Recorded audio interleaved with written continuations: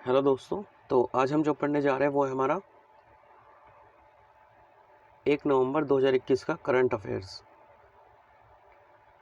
तो बीच में क्या था, थोड़ा सा मिस था, तो कोशिश करेंगे अब हम कि इसको रेगुलर रखें। ठीक है, तो देखिए इसमें अगर हम देखें तो जो सबसे पहले हमारी न्यूज़ है तो हम डायरेक्ट इसको अंदर ही देख लेंगे। तो पहला जीएस पेपर 1 से है।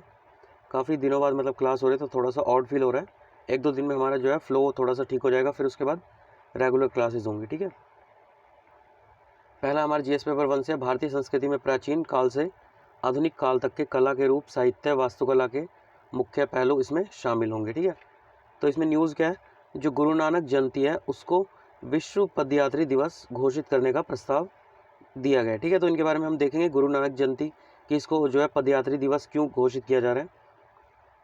तो सबसे पहले थोड़ा सा गुरु नानक जी के बारे में देख लेते हैं। तो इन्होंने क्या किया था, विश्व का सर्वाधिक सबसे स्मरणीय और जो श्रद्धेय पदयात्री था उसको जो है पूर्ण किया था। मतलब इन्होंने क्या किया था, 15वीं और 16वीं जो शताब्दी थी उसमें इन्होंने काफ़ी दूर दराज के स्थानों पर यात्राएं की थी। कैसे? पैदल यात्राएं की थी। और जैसा कि आपको पता ही कि उस समय क्या था, जो साधन थे वो काफ़ी क्या थे, सीमित थे। ठीक है, तो ज़्यादातर लोग जो थे वो नावों से, जानवरों से, इनसे जो है यात्रा करते थे। ऐसे में इन्होंने बहुत दूर दूर की यात्राएं की, जैसे कि अभी हम देखेंगे आगे कौन सी यात्राएं की। उसमें जो गुरु नानक देव थे उन्होंने अपने शिष्य और जो उनके साथी थे जिनका नाम क्या था, भाई मर्दाना, इनके साथ अपनी अधिकांश यात्राएं पैदल पूरी की थी। और हाल ही में उनकी जो है 19 नवंबर को उनकी जयंती आने वाली है, 552वीं। तो इसके उपलक्ष्य में इन्हें जो है पदयात्री जो वो है वो घोषित किया जा रहा है। अब देखिए इनकी यात्राएं कहाँ से कहाँ तक की थी। सबसे पहले मक्का से हरिद्वार तक की। ठीक है, मक्का आपको पता है अफ्रीका कॉन्टिनेंट में, वहाँ से लेकर हरिद्वार तक। सिलहट से कैलाश पर्वत। गुरु नानक ने अपनी जो यात्रा थी जिसे हम क्या कहते थे उस समय, उदासी। ठीक है, उसके दौरान हिंदू, मुस्लिम, बौद्ध, जैन धर्म से संबंधित सैकड़ों अंतर धार्मिक स्थलों का उस समय भ्रमण किया था। ऐसे में जहाँ जहाँ उन्होंने मतलब भ्रमण किया था वहाँ पर कुछ जगहों पर जो है उनके पधारने की स्मृति में जो है गुरुद्वारों का भी निर्माण किया गया। बाद में जो उनकी यात्राएं थी उसको जो है जन्म संख्यो नामक ग्रंथ में जो है परिलेखित भी किया गया। गुरु नानक देव के यात्रा स्थान जो थे वो वर्तमान भौगोलिक स्थानों में अगर हम देखें तो जो 9 देश हैं उनके अंदर उन्होंने भ्रमण किया था। भारत, पाकिस्तान, ईरान, इराक, चीन, बांग्लादेश, सऊदी अरब, श्रीलंका और अफगानिस्तान, इन देशों में उन्होंने जो है पैदल भ्रमण किया था। तो हाल ही में देखिए जो पंजाब पुलिस है उन्होंने सिख धर्म के संस्थापक जो गुरु नानक देव है उनकी जयंती जो कि 19 नवंबर को आएगी उसको विश्व पदयात्री दिवस के रूप में घोषित किए जाने का प्रस्ताव दिया है। इस संबंध में जो है जो केंद्रीय सड़क परिवहन एवं राजमार्ग मंत्रालय है उसको एक लिखित प्रस्ताव भेजा जा सकता है। ठीक है, उसके अलावा देखिए जो प्रस्ताव है इसका महत्व क्या है। तो जैसे कि देखिए पंजाब में क्या है, हर साल क्या होता है, हज़ारों कम से कम 1000 पैदल चलने वाले जो है लोगों की मौत हो जाती है। ऐसे में अगर हम पैदल चलने को महत्व देंगे तो उनसे उनकी क्या होगी, सुरक्षा सुनिश्चित हो सकेगी। उसके अलावा जो पंजाब जो पुलिस है उनका प्रस्ताव चलने का अधिकार या पैदल चलने वाले अधिकारों के प्रति सरकार की प्रतिबद्धता को भी दर्शाएगा। अपने पैदल जो यात्री है उनकी सुरक्षा सुनिश्चित करने वाले जो समुदाय है उनको विकसित माना जाता है। इस प्रकार समुदाय सतत विकास के जो लक्ष्य हैं, जो एसडीजी हमारे गोल्स हैं, उसमें अपना योगदान जो है करेंगे। ठीक है, उसके अलावा अगर इनके बारे में देखें, गुरु नानक के बारे में, तो सबसे पहले अगर इनका जन्म देखें तो लाहौर के निकट एक स्थित जो तलवंडी नामक स्थान है उस गांव में इनका जन्म हुआ था। और इनकी सबसे जो प्रसिद्ध शिक्षा यह है कि जो ईश्वर है वो एक है और बिना किसी कर्मकांड या पुजारियों की मदद से हर जो व्यक्ति है वो ईश्वर तक पहुंच सकता है। ठीक है, उसके अलावा इन्होंने जो जाति व्यवस्था थी उसकी भी जो है निंदा की थी और सिखाया था कि हर व्यक्ति का एक जो है एक समान है, हर व्यक्ति चाहे वह किसी भी जाति या लिंग का हो। उन्होंने वाहे गुरु के रूप में ईश्वर की अवधारणा प्रस्तुत की जिसके अनुसार क्या होता है, ईश्वर एक ही इकाई है जो आकारहीन, कालातीत से सर्वव्यापी और अदृश्य है। ठीक है, सिर्फ धर्म में ईश्वर को अकाल जो पूरक और निरंकार, मतलब जिसका कोई आकार ना हो, उसके नाम से भी जाना जाता है। उसके अलावा सिखों के सबसे जो पवित्र गुरु है, गुरु ग्रंथ साहिब है, उसमें गुरु नानक द्वारा रचित जो 974 काव्य है वो भजन शामिल किए गए हैं। ठीक है, उसके अलावा देखिए ये इनकी तस्वीर है। जीएस पेपर 2 से जो डेंगू का बुखार है, मतलब इनकी संख्या काफ़ी तेज़ी से बढ़ती जा रही है। जैसा कि आपको पता है, बारिशों के बाद जो है मच्छर काफ़ी ज़्यादा हो जाते हैं, जिससे डेंगू होता है।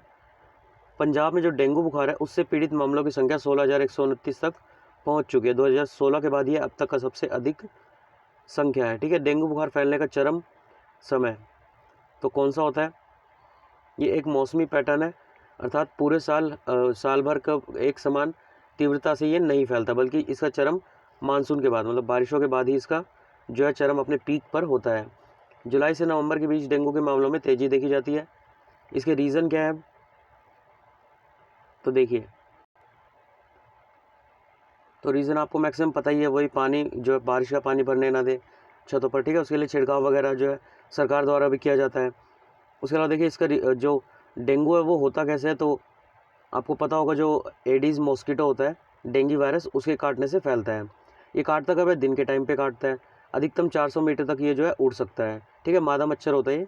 हालांकि मादा एडीज़ के काटने से आमतौर पर हल्की बीमारी ही होती है, लेकिन डेंगू का गंभीर जो संक्रमण होता है वो कभी कभी घातक साबित हो सकता है।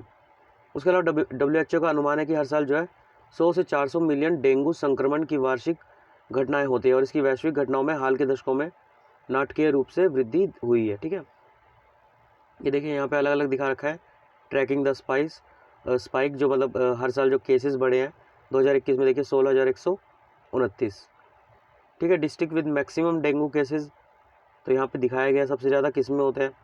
तो यहाँ पे देखिए अमृतसर, भटिंडा, मतलब ये पंजाब की जो वो है अलग अलग डिस्ट्रिक्ट है, उनके अंदर दिखाया गया किस में कितने केसेस हुए हैं। ठीक है, उसके बाद देखिए अगला टॉपिक क्या है, जो G20 शिखर सम्मेलन। ठीक है, तो इसके अंदर हाल ही में कहाँ पे हुआ ये, तो इटली के राजधानी शहर रोम में इसको किया गया था। ठीक है, इसका पर्पज़ क्या था? तो पर्पज़ जैसा आपको पता ही होगा, पेरिस समझौता। तो विश्व के कुल जो ग्रीन हाउस गैसेज उत्सर्जन है, उसमें 3/4 से अधिक के लिए जिम्मेदार जो भी G20 देश है, नीचे हम देखेंगे कौन से हैं। गरीब देशों को बढ़ते तापमान के प्रभाव से निपटने में जो है मदद करते हुए उत्सर्जन में कटौती करने संबंधी तरीकों का सामूहिक आधार और ठोस प्रतिबद्धताओं की तलाश करना था। ठीक है, देखिए यहाँ पे फिगर में दे रखा है G20 देश कौन से हैं। ये देखिए, ये फिगर या तो आप फोटोकॉपी करा के अपने रूम में लगा सकते हैं, या फिर हाथ से भी बना के इसको लिख सकते हैं। ठीक है, ये G7 है, उसके बाद G8 में रशिया आ जाता है, फिर G20 में ये सब आ जाते हैं। 2019 में जो है क्वेश्चन भी आया था, G20 में से कौन सा देश है, तो इस टाइप से आपको पता होने चाहिए। ठीक है, अब देखिए इसका जो वो है, सबसे पहले सम्मेलन है, इसका पर्पज़ हमने देख लिया। अब इसके देखिए परिणाम क्या हुए हैं। तो पहला तो जो G20 के जो नेता थे, उन्होंने जो हमारा पेरिस समझौता था 1.5 डिग्री सेल्सियस से, मतलब टेम्परेचर को कम करा 2030 तक, उसके लक्ष्य को हासिल करने हेतु इसमें प्रतिबद्धता व्यक्त की। उसके अलावा जो मध्य शताब्दी है उसके आसपास तक क्या करना है, जो नेट ज़ीरो, मतलब जो कार्बन का उत्सर्जन हो उसको ज़ीरो कर देना। ठीक है, उस तक पहुंचने का वादा किया। ज़ीरो का मतलब ये नहीं बिल्कुल हम उत्सर्जन ही नहीं करेंगे, मतलब जितना उत्सर्जन करेंगे उतना ही हम एब्जॉर्प्शन भी करेंगे, मतलब उसको सोख भी लेंगे। ठीक है, इसके अलावा जो G20 समूह के नेता थे, उन्होंने 2021 के अंत तक विदेशी स्थित पर नए जो धूलयुक्त कोयला संयंत्र है, ठीक है, मतलब जहाँ से कोयले का धुआं वो निकलता है, धूल निकलती है, उसका वित्त पोषण रोकने पर सहमति व्यक्त की है, मतलब उन पर पैसा खर्च नहीं किया जाएगा। ठीक है, इसके अलावा जो जलवायु अनुकूल लागत है, उसको पूरा करने हेतु जो विकासशील देश हैं उनके लिए $100 बिलियन जुटाने संबंधी अब तक की अधूरी जो प्रतिबद्धता है उसको फिर से रिपीट किया गया। ठीक है, उसके अलावा जो भी देश मतलब ज़्यादा कार्बन का उत्सर्जन कर रहे हैं, उनके ऊपर मतलब एक कर लगाया जाए, जो कि मिनिमम कितना रखा जाएगा, 15% कर चुकाए जाने संबंधी एक समझौता, उस पर जो है मंजूरी दी। उसके अलावा G20 समूह के जो नेता हैं, वो WHO द्वारा शुरू किए गए जो विश्व के लिए एक स्वास्थ्य उपागम, मतलब वन हेल्थ अप्रोच, एक स्वास्थ्य उपागम के तहत अधिक टीकों की मान्यता देने, और जो दक्षिणी अफ्रीका है, ब्राज़ील और अर्जेंटीना में स्थित जो mRNA केंद्र है, उनमें वैक्सीन उत्पादन हेतु वित्त और प्रौद्योगिकी प्रदान करने का निर्णय इसमें लिया है। अब इस ग्रुप के बारे में देख लेते हैं, हमने फिगर में देख लिया कौन से देश हैं। ये सबसे क्या है, विश्व की सबसे बड़ी और सबसे तेज़ी से बढ़ती अर्थव्यवस्थाओं वाले एक समूह है देशों का। ठीक है, इसके अंदर जो पॉपुलेशन है वो कितनी है G20 में, तो विश्व की 2/3 पॉपुलेशन इन्हीं देशों में है। और उसके अलावा 85% जो जीडीपी है उस पर इन्हीं देशों का जो है नियंत्रण है, ठीक है। उसके अलावा इन्हीं देशों को क्या है, वित्तीय बाजार और वैश्विक अर्थव्यवस्था शिखर सम्मेलन के रूप में भी जाना जाता है। उत्पत्ति कब हुई थी? तो 97 से 98 के बीच में जो एशियाई वित्तीय संकट था, उसके बाद इसे जो है यह स्वीकारा गया था कि उभरती हुई जितनी भी जो प्रमुख अर्थव्यवस्था है उनके लिए अंतर्राष्ट्रीय वित्तीय प्रणाली पर चर्चा के लिए भागीदारी को आवश्यक बनाया गया। और 1999 में G7 में वित्त मंत्रियों द्वारा G20 वित्त मंत्रियों और केंद्रीय बैंक गवर्नरों की एक बैठक के लिए जो है सहमति व्यक्त की गई। अब देखिए इनकी अध्यक्षता कौन करता है? तो इसका ना तो कोई स्थायी स्टाफ है, ना ही कोई इसका मुख्यालय। G20 समूह की अध्यक्षता क्रमिक रूप से सदस्यों द्वारा की जाती है, मतलब एक बाय एक जो भी इसके मेंबर हैं उनके द्वारा 1 बाय 1 की जाती है, ठीक है। उसके अलावा जो अध्यक्ष देश जो होता है, मतलब इसका जो अध्यक्ष होता है देश, वो अगले जितने भी जो शिखर सम्मेलन होने हैं उनके आयोजन और आगामी वर्ष में होने वाली छोटी बैठक के आयोजन के लिए जिम्मेवार होता है, ठीक है। उसके अलावा देखिए जो G20 समूह है, तो उसके जो गैर सदस्य देश जो उसमें मतलब इनका पार्टिसिपेशन नहीं है, इन 20 देशों में नहीं आता, वो इसके मेहमान के रूप में इसे आमंत्रित किया जा सकता है, ठीक है। पूर्वी एशिया में जो वित्तीय संकट है उसने समूचे विश्व में कई देशों को प्रभावित करने के बाद G20 की पहली बैठक दिसंबर 1999 में कहाँ पे हुई थी? बर्लिन, ठीक है। मतलब PCS वगैरह एग्जाम अगर कोई जैसे देते हैं या फिर छोटे एग्जाम होते हैं जो, उनमें इस टाइप के क्वेश्चन छोटे छोटे आ जाते हैं, ठीक है। UPSC में इस टाइप के नहीं आते हैं। G20 के अगर पूर्ण सदस्य देखें तो हमने फिगर में देख ही लिया है यहाँ पे। उसके अलावा बदलते समय में G20 समूह की अगर प्रासंगिकता देखें तो देखिए, तो कोरोना के बाद मतलब जैसे आर्थिक जो अर्थव्यवस्था थी वो काफ़ी मतलब डावाडोल हो गई थी देशों की। तो ऐसे में जो G20 हमारा जो समूह है उसने जो विकास, जलवायु परिवर्तन, ऊर्जा, स्वास्थ्य, आतंकवाद विरोधी उसके अलावा प्रवासन और शरणार्थी जैसे वैश्विक मुद्दों पर ध्यान केंद्रित किया है, ठीक है। G20 समूह द्वारा इन वैश्विक मुद्दों को हल करने की दिशा में अपने योगदान के माध्यम से एक समावेशी और संधारणीय विश्व बनाने का प्रयास किया जाता रहा है, ठीक है। उसके अलावा देखिए अगला टॉपिक क्या है, GS पेपर 3 से है, तो संरक्षण, पर्यावरण प्रदूषण, शरण, पर्यावरण प्रभाव का आकलन। तो CEEW का जलवायु भेद्यता सूचकांक, ठीक है। CEEW क्या है? Council on energy, environment and water. इसके द्वारा जलवायु जो क्लाइमेट वल्नरेबिलिटी इंडेक्स CVI है उसको तैयार किया गया है, ठीक है। अब देखिए जो CEEW है उसके द्वारा जो चक्रवात, बाढ़, गर्मी की लहरें, सूखे आदि जैसे जो चरम मौसम घटनाएं होती हैं उनके प्रति उनकी संवेदनशीलता का आकलन करने हेतु भारत के जो 640 जिले हैं इनका इसमें विश्लेषण किया है, ठीक है। अगर इसके प्रमुख अगर हम निष्कर्षण देखें तो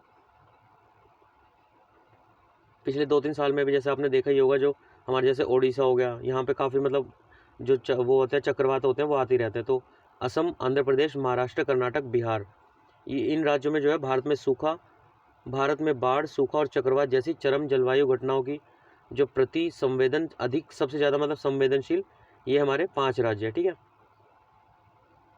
उसके अलावा जो 27 भारतीय राज्य और जो यूटीज़ है हमारी, उनमें चरम जलवायु संबंधी जो घटनाएं उनकी चपेट में रहते हैं। उसके अलावा जो हमारे 640 जिले हैं उसमें से कितने 463 जो जिले हैं उसमें जो है चरम घटनाएं देखी जाती है। अत्यधिक बाढ़, सूखा, चक्रवात, ये सब घटनाएं उसमें देखी जाती है, ठीक है। असम में धेमाजी एवं नागांव, तेलंगाना में खम्बाम, ओडिशा में गजपति, आंध्र प्रदेश में विजयनगरम, महाराष्ट्र में सांगली, तमिलनाडु में चेन्नई भारत के सबसे संवेदनशील जिले हैं, ठीक है। उसके अलावा जो 80% से अधिक भारतीय जलवायु जोखिम है उसके प्रति संवेदनशील जिलों में निवास ये करते हैं, अर्थात मतलब 80% से ज़्यादा जो लोग हैं वो जहाँ पे मतलब ये चरम घटनाएं होते हैं वहाँ पे निवास करते हैं। देश में 20 में से 17 व्यक्ति जो है जलवायु जोखिम के प्रति सुभेद्य हैं, जिसमें से प्रत्येक 5 भारतीय अत्यधिक सुभेद्य क्षेत्रों में निवास करते हैं। अगर हम पूर्वोत्तर राज्य देखें तो उसके राज्य जो है बाढ़ के प्रति अधिक संवेदनशील है, जबकि दक्षिण और मध्य राज्य जो है अत्यधिक सूखे की चपेट में रहते हैं, ठीक है। अब देखिए इसकी विधि क्या है, कैसे हम आकलन करते हैं। तो इसके लिए हम कुछ संकेतकों का यूज़ करते हैं, जिसमें क्या करते हैं जो चक्रवात और बाढ़ है उसके दौरान जो आश्रय स्थल होते हैं, मतलब जहाँ पे लोग जाके आश्रय लेते हैं, ऐसे महत्वपूर्ण बुनियादी ढांचे की उपलब्धता क्या है वहाँ पे, मतलब अगर बाढ़ आती है तो हम कहाँ पे जाके जो है लोगों को रख सकते हैं, ठीक है। ऐसे कितने सारे ढांचे उस ज़िले में या शहर में। चरम मौसम की घटनाओं से पहले घटना के दौरान और बाद में जो है व्यक्तियों और पशुओं को सुरक्षित करने, भोजन का उन्हें कैसे प्रबंध किया जाएगा, ऐसी जो मानक संचालन प्रक्रिया है उसको जो है अद्यतन करने सहित, मतलब अद्यतन क्या होता है, अपडेट करने सहित सरकारी तंत्र की उपलब्धता क्या है, प्रशासन द्वारा जीवन और आजीविका की क्षति को रोकने हेतु की जा रही जो कार्यवाही है हेतु आपदा प्रबंधन योजनाएं क्या है, शमन रणनीति आदि को जो है शामिल किया जाता है। इनकी प्रासंगिकता क्या है, जो सूचकांक है, तो ये जो है अभेद्य समुदायों, अर्थव्यवस्था और बुनियादी ढांचे के माध्यम से जो अनुकूल और तन्यकता है, रेजिलियंस है, उसमें वृद्धि करने हेतु महत्वपूर्ण कमजोरियों को मापने, मतलब हमें जब आकलन करेंगे तभी तो पता चलेगा कि किस स्टेट में या जिले में हमें किस चीज़ की ज़रूरत है। ठीक है, और योजना रणनीति को तैयार करने में मदद करता है।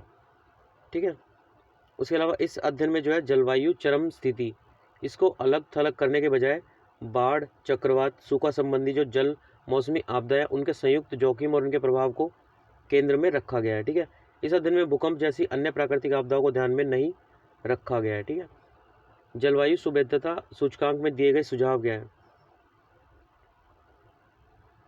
तो इसके अंतर्गत पहला सुझाव क्या है, तो इसके अंतर्गत जो जिले हैं उनकी महत्वपूर्ण कमजोरियों को जो है एक मानचित्र बनाया जाए। ठीक है, तथा गर्मी और पानी की कमी, फसल हानि, वेक्टर जनित जोखिम और जैव विविधता विनाश और चरम जलवायु घटनाओं की बेहतर पहचान, आकलन करने और योजना निर्माण करने। ठीक है, पहले मतलब उनका आकलन होगा कि कहाँ पे कितने ज़्यादा वो आ रहे हैं, मतलब आपदाएं आ रही है। ठीक है, फिर उसके बाद उसकी जो है एक योजना बनाई जाएगी। ठीक है, उसके लिए एक उच्च रेजोल्यूशन वाले जो क्लाइमेट रिस्क एटलस होता है, ठीक है, CRA होता है, इसको विकसित किया जाएगा कि कहाँ पे सबसे ज़्यादा मतलब हमारे जो आपदा वो आती है वहाँ पे उतनी ज़्यादा हेल्प प्रोवाइड की जाएगी। ठीक है, पर्यावरण को जोखिम मुक्त करने हेतु शुरू किए गए अभियानों के समन्वय हेतु एक केंद्रीकृत जलवायु जोखिम आयोग की स्थापना इसमें की जाएगी।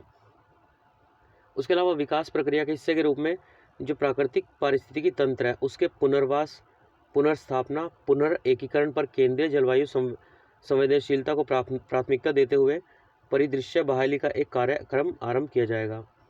ठीक है, उसके अलावा अनुकूलन क्षमता बढ़ाने हेतु अवसंरचना परियोजना, ठीक है, इंफ्रास्ट्रक्चर है जो उसको मजबूत किया जाएगा, उसमें जलवायु जोखिम रूपरेखा को शामिल किया जाएगा। ठीक है, एक प्रभावी जोखिम स्थानांतरण तंत्र को जलवायु जोखिम के से एकीकृत करने हेतु नवीन CVI आधारित, ठीक है, जो मतलब हमने ऊपर देखा था ये जो मैप है, क्लाइमेट रिस्क एटलस है, उसके बेसिस पे हम एक वित्त पोषण उपकरणों को तैयार करने के हेतु जलवायु जोखिम से संबंधित अनुकूलन वित्त पोषण उपलब्ध किया जाएगा। ठीक है, अब देखिए नासा का परसिवियरेंस रोवर, तो हाल ही में क्या हुआ है, जो अपने पहले सौर संयोजन ब्लैकआउट, सोलर कंजक्शन ब्लैकआउट है, उससे बाहर निकल आया है जो परसिवियरेंस है। ठीक है, और मंगल ग्रह पर अपना कार्य पूर्ण करने में लग गया है। ठीक है, पृष्ठभूमि क्या है,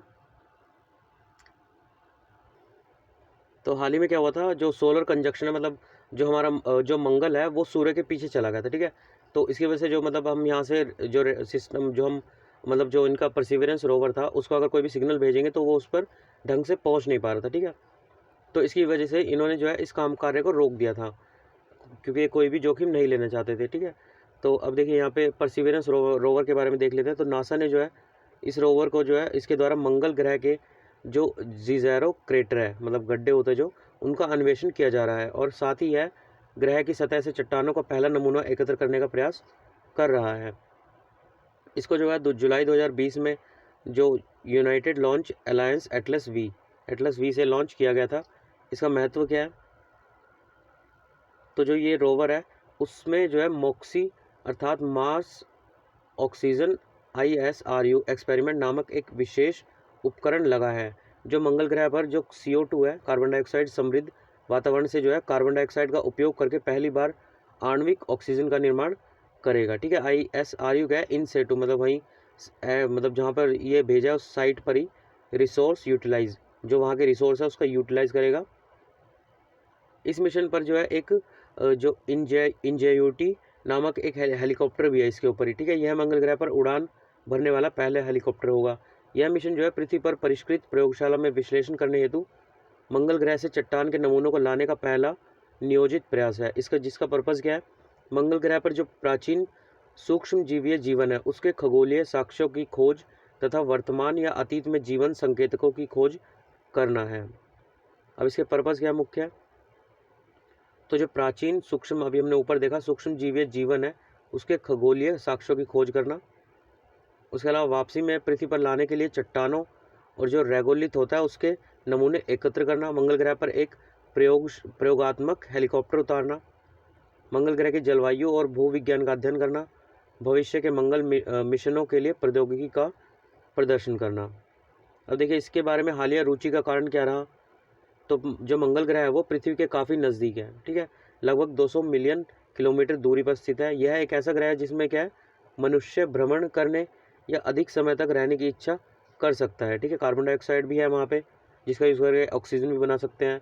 मंगल ग्रह पर अतीत में बहता हुआ पानी और वातावरण होने के साक्ष्य मिले और संभवतः इस ग्रह पर कभी जीवन के लिए उपयुक्त स्थितियाँ भी मौजूद थी। ऐसा माना जाता है यह ग्रह व्यावसायिक यात्रा के लिए भी उपयुक्त हो सकता है, ठीक है। उसके अलावा प्रीलिम्स फैक्ट है, पंजाब में जो सिंधु डॉल्फिन है उसका संरक्षण, ठीक है। तो जो पंजाब है उसमें जो वन्य जीव संरक्षण शाखा है, ठीक है, जो कि सिंधु डॉल्फिन है उसको और उसके जो प्राकृतिक आवास है उसका संरक्षण किए जाने का प्रस्ताव किया गया। अब इसके बारे में देख लेते हैं। तो ये जो है IUCN द्वारा लुप्त प्राय के रूप में वर्गीकृत किया गया है, ठीक है। देखिए जैसे कि अब डेली हम कुछ ना कुछ ऐसा पढ़ती हैं जो प्रीलिम्स फैक्ट है, तो अब जो भी इस वीडियो को देख रहा है वो मेंस तो नहीं दे रहा होगा, ठीक है। तो प्रीलिम्स अब नेक्स्ट ईयर ऑलमोस्ट 1 साल है आपके पास, तो कोशिश कीजिए एक दिन में आप एक पेज पे इसमें से जो भी प्रीलिम्स आपको फैक्ट लगे लिखे, ठीक है। तो 365 डेज जितना छोटा कर पाएंगे आपको उतना ही जो है बेनिफिट होगा एंड में। जैसे कि अगर मेरा एक पेज है, ठीक है, तो मैं इस पर जैसे 1, 2 और 3 इन 3 जैसे कि नवंबर है उसके जो भी मतलब इंपॉर्टेंट प्रीलिम्स फैक्ट होंगे उसमें से छोटा छोटा करके मैं लिख दूँ, मतलब 4 दिन 5 दिन का सिर्फ प्रीलिम्स के लिए एक पेज में 4 या 5 दिन का हमारे पास नोट्स तैयार हो, ठीक है। तो मंथली क्या होगा आपके, मान लीजिए 10 पेज भर रहे हैं, 10 पेज 15 पेज, तो ये ऐसे नोट्स होंगे जो एंड में अगर आप एक बार रिवाइज कर लेंगे तो ये छोटी छोटी चीज़ें हैं जो आपको काम आ सकती हैं। सिंधु नदी डॉल्फिन को 2019 में पंजाब का जो राज्य जलीय जानवर है वो घोषित किया गया था 2019 में। ये डॉल्फिन प्रजाति जो है मुख्यतः पाकिस्तान में पाई जाती है। 2007 में पंजाब के जो हरीके वन्यजीव अभ्यारण्य है और निचली ब्यास नदी है, इसमें सिंधु डॉल्फिन की बची खुची लेकिन वर्धनक्षम आबादी देखी गई थी, ठीक है। मतलब वर्धन क्या होता है, बढ़ने वाली, जो बढ़ रही हो, ठीक है। सिंधु डॉल्फिन कार्यात्मक रूप से अंधी होती है, मतलब इसकी आंखें नहीं होती। मार्ग निर्देशन, संचार और शिकार करने के लिए जो है इकोलोकेशन, इको मतलब आवाज़, वो मुंह से आवाज़ निकालती है, फिर जब वो टकरा के वापस आती है तो उससे पता चलता है कि सामने क्या है, कोई जिंदा चीज़ खाने की है या नहीं है, उस पर निर्भर करती है, ठीक है। झींगा मछली जैसे कैटफिश, अगर उसकी इको जो है उनसे टकरा के वापस आएगी उससे पता चल जाएगा ये खाने की चीज़ है। होमुर्ज जलडमरू मध्य, ठीक है, जो कि कहाँ पे है, फारस की खाड़ी में। उसको जो है फारस की खाड़ी को ओमान की खाड़ी और अरब सागर इनसे ये जोड़ता है। अभी फिगर में देखेंगे यह जलमार्ग ईरान और ओमान को विभाजित करता है, ठीक है। ये देखिए यहाँ पे ये दिखा रखा है स्ट्रेट ऑफ हॉर्मुज, ठीक है, ये इनको अलग अलग कर रहे हैं दोनों को। यह जलडमरू मध्य के उत्तरी तट पर ईरान, जिसके उत्तरी तट पर क्या है, ईरान है, और दक्षिण में क्या है, संयुक्त अरब अमीरात और ओमान का एक विदेशी अंतः क्षेत्र मुसडम, ठीक है, मुसंडम स्थित है। सबसे संकीर्ण मतलब बहुत पतला बिंदु पर जलडमरू मध्य की चौड़ाई 21 मील मतलब 33 किलोमीटर है सिर्फ, किंतु इससे गुजरने वाले जहाज मार्ग की चौड़ाई मात्र 2 मील या फिर 3 किलोमीटर है, जो शिपिंग लेन है इसकी, ठीक है। ये देखिए फिगर में आप देख ही रहे होंगे। तो फिलहाल अभी के लिए इतना ही। अब कोशिश करूँगा धीरे धीरे मैं जो है इसे रेगुलर ही करूँ, जब तक एटलीस्ट प्रीलिम्स नहीं आ जाता। धीरे धीरे थोड़ा सा अभी फ्लो में आ रहे हैं तो धीरे धीरे बनेगा फ्लो। तो अगर आपको वीडियो पसंद आता है तो लाइक सब्सक्राइब कर सकते हैं चैनल को। And have a good day.